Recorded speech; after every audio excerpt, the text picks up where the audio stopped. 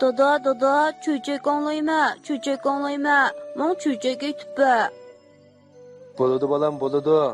Men sanga-chu hozirlam Dilola cho'chaklarini qo'yib beray-ya.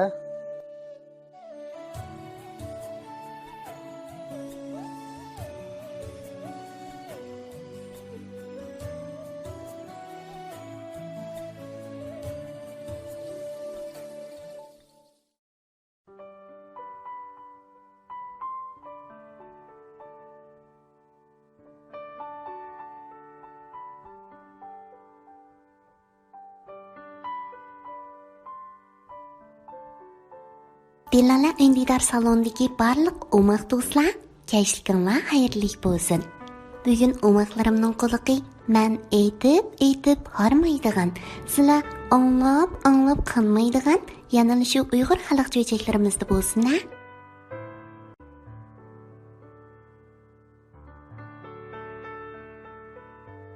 Cho'chak Shoh bilan Shototi.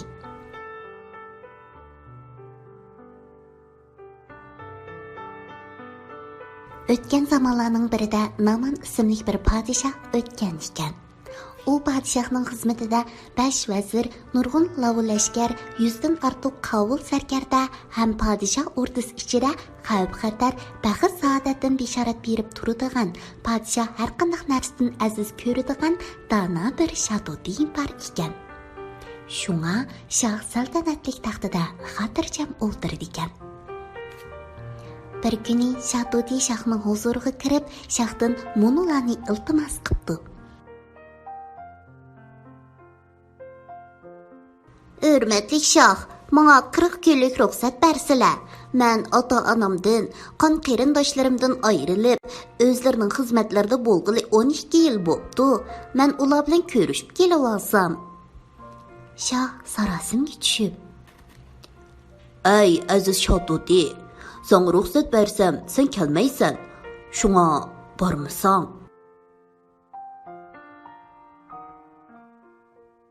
Shototi shohga yolvorib, "Bizning naslimiz azalda va'daga xiloflik qilmaydi, yolg'on so'zlamaydi. Men hargiz yolg'on so'zlamayman. Qaytib kelmaslikka haddim emas." Debdi. Shoh ilojisiz Shototiga 40 kunlik ruxsat beribdi. Shototi shohning ruxsatini olgandan keyin yo'lga ravon bo'lib, ochliq, tashnalik, harg'inlikqa bardoshlik berib, kecha-kunduz uchib tog' edirlarni, cho'l jaziralarni orqada qoldirib o'z yurtiga beribdi. Boshqa Shototilar bilan didorlashgandan keyin ma'lum bo'ldiki, uning otasi qazo topganga 7 yil, onasi qazo topganga 4 yil bo'ldi. Shototilar: "Agar 8 kun burun kelgan bo'lsangmi, akang bilan ko'rishgan bo'larding. Akangni uzun muddat og'rib 8 kun ilgari qazo qildi," debdi. Shototining qaytish vaqtimi bo'lib qopti. Bechora Shototi ona makonni qong'udek aylanib bo'lolmabdi. Biroq va'daga vafo qilish lozim ekan. Musofir do'stining dardini tushungan boshqa Shototilar: "Sen yana qaytmoqchi bo'lyapsan. Bizning sana sovg'at qilgudek podshohning nazaridan o'tkirak cho'ng sovg'atimiz yo'q. Shundaqdimi bir tal urug' sovg'at qilayli. Bu urug'ni terib, undirib, o'stirib mevlatgandan keyin mevasini yegan odam qiyrimaydi. Qiyri bo'lsa, yoshligiga yonadi," deb urug'ni Shototiga beribdi.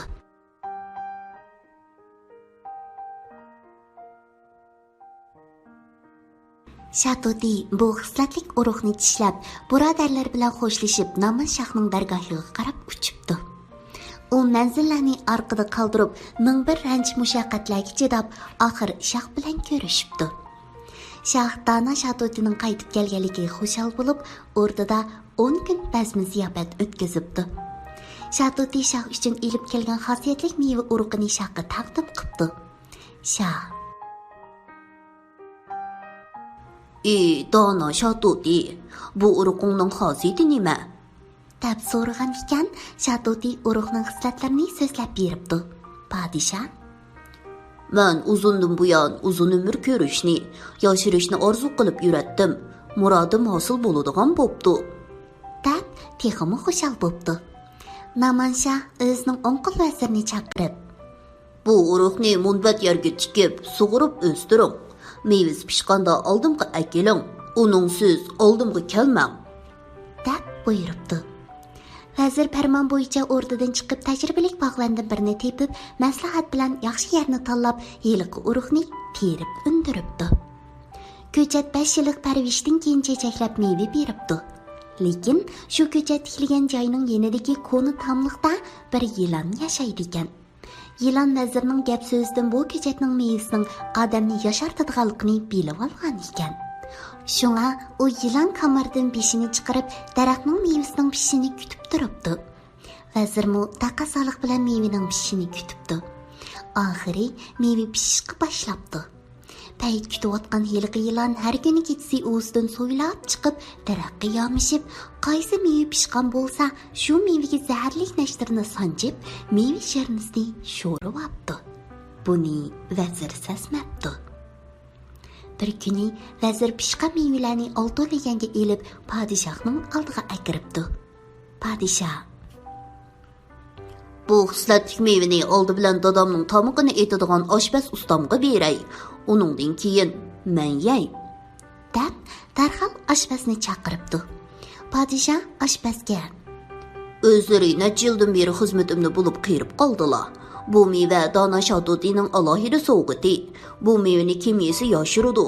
Shunga oldi bilan o'zlarini eg'iz taysin deb chaqirgandim. Yeb ko'rsilar, debdi. Oshpaz olamcha xo'shallik bilan mevadan birini elib shundoq yegan ekan, joyidan yiqilib o'lib qoldi. Podshoh g'azablanib: bu abloq shatoti meni qasligan ekan, alok bo'lg'ili toz qopdiman. Jallod, bu shatotini o'ldiringlar, deb farmon qildi. Shatoti bo'lsa darhol uchib ko'kda ikki aylangandan keyin: ay yenik fikrlik shohim, men sizga yomonlik o'ylagan emas. Bir kuni bo'lmasa bir kuni sir ichiladi. Hozircha biz xo'shlashaylik, debdi-da uchib ketibdi. Shuningdan boshlab xalq ichida podshohning beg'ida odamisi o'ladigan meva bor ekan degan gaplar tarqalibdi. Endi gapni Shatotidan anglaymiz. Shatoti podshohning o'rdisidan chiqib o'z yurtiga berib, o'zining birodarlariga xosiyatli urug'dan ajal mevasi pishqanligini so'zlab beribdi. Dana Shatotilar taajjub bilan har xil farazlarni o'tirg'i qo'yishib: yaxshi kelar yili meva pishishdan ilgari sen shohning beg'iga berib kecha-kunduz yoshirinib mevani kuzatgin, deyishibdi. Shatoti yaxshi maslahatlar bo'yicha qaytib, yilqi xosiyatli mevani ko'zitishga boshlabdi. Va meva pishqanda kechasi yilon chiqib mevaning shirnisini cho'raydiganligini sezibdi-da, yana qaytib ahvolni boshqa Shatotilarga aytibdi. Shatotilar uningga har xil maslahatlarni beribdi. Amdiki gapni mushu shahardagi dang chiqargan qamarvozdan anglaylik. Bu shaharda bir qiyriq qamarvoz bor ekan. Bir kuni bu qiyriq qamarvoz o'zining barliq mol dunyolarini uttirib bo'lib, boshqa qamarvozlardan pul o'tni elib, yana qamar o'ynabdi. Unimi uttirib etibdi. Uningga osmon yiroq, yer qattiq gapdi. Qamarvozlar: pulimizni hozir ber, bo'lmasa jiningni olamiz, debdi. Amalsiz qolgan qamarvoz o'lib olishni o'ylab, boshqalarga: men podshohning beg'idagi bir tutdaroqning to'yiga biroz pul ko'mib qo'ygan. Shu yerga pulimni yulib beraychi, pulni boraylaminglar, debdi. Boshqa qamarvozlarmi ma'qul bo'lishib, yilqi daraxtning to'yiga kelishibdi. Qarzdor qamarvoz bo'lsa, o'lib olish niyatida yilqi daraxtning to'yiga kelibdi. Poylab turgan Shatoti daraxtning egiz shoxidagi yilon yaqin kelmagan bir tal mevani uning oldiga tashlabdi. Qamarvoz oldiga tushgan mevani elib yegan ekan, o'lish u yoqda tursin, yosh yigitga aylanib qopdi. Buni sezmagan qamarvozlar: ey, o'yliqi bizga qarzdor qirqini, yo'qib ketdi-ku, deyishibdi. Qarzdor qamarvoz: "Voy, kimni izdaysizlar? Mana, men yininglar turman-ku", debdi. Boshqalar: "Mong, biz seni nima qilamiz? Biz qarzdor qayerni izdaymiz", debdi. Qiyriq qamarvoz bo'lsa: Voy og'iynilar, qarzdor qeri qimorvoz men bo'laman. Men o'lib elish niyatida bu yerga kelib ajal daraxining mevasini yegandim. O'lmay, aksicha yoshirib qoldim. Debdi. Boshqa qimorvozlar. Sen qarzni berishdan qochib o'zgarib olsan. Podshohning oldiga bormiz. Menga deb jidal g'o'g'a bilan podshohning o'rdisiga kirishibdi. Podshoh g'o'g'achilarning gaplarini anglagandan keyin qarzdor qimorvozdan so'rabdi. Sen qandoq qilib yosh bo'lib olding? Men debdi qeri qimorvoz. Qimor o'ynab qarzdor bo'lib qolgandim. Buloq ustab turib oldi. Qarzimni to'lay olmagachga o'lib qutulay deb ajal mevasini yegandim. Mushundoq yoshirib qoldim. Podshoh hayronu his qilib, yasovlardan birini chaqirib, yiliqi mevini ilib kelishga buyuribdi. Mush vaqalar bo'layotganda Shatuti yilon shirnisini sho'rib olgan mevalarning hammasini uzib, odam bormaydigan yiroq yerga tashlab etib ulguribdi. Birdamdala meva keltirilibdi. Vazirlar orasida qeri bir vazir bor ekan. Podshoh ashu qeri vazirni yiliqi mevani yeyishga buyuribdi. Vazir mevadan bir tal elib yegan ekan, darhol yosh yigitga aylanibdi. Ondan podshoh mu yeb yoshligiga yenibdi. Podshoh bu qarzdor qimorvozning qarzini to'lab beribdi hamda har bir qimorvozga umr bo'yi yetgidek oltin kumushlarni in'om qilibdi. Bu ahvollardan xabardor bo'lib turgan Shatuti shoh o'rdisiga kirib hurmat bildirgandan keyin shohga qarab: Podshohi olam, mendan o'rinsiz gumonlanib, meni o'limga buyurgandilar. Endi men sovg'at qilgan urug'ning mevasini yeb yoshirib qoldilar. Eyli ham bo'lsa, qeri oshpazning o'lishiga sababchi bo'lgan yilonni koni tomliqdan tiyib o'ldirmasalar, yillarning birida yana bir kim g'azablarga uchraydi. Endi meni o'ldirsalarmi mayli. Debdi-da, podshohning oldida turibdi.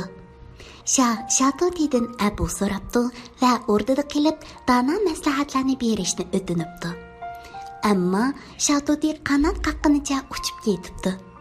Podshoh bo'lsa Shatutini aldirab, saldirab o'limga buyurib qo'yganiga hasrat nadomat chekib, ko'p qayg'uribdi. Shuningdan keyin aqllar pitning ochiqida chaponni o't qisalma degan hikmatli so'zni qoldirgan ekan.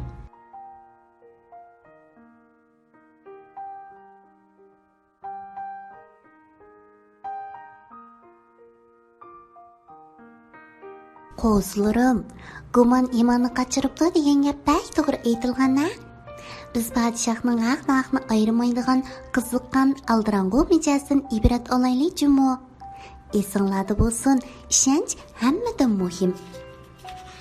Pitning ochiqida chaponni o't qisalma degan hikmatli so'zni mu esimizda mahkam saqlaylik, ha?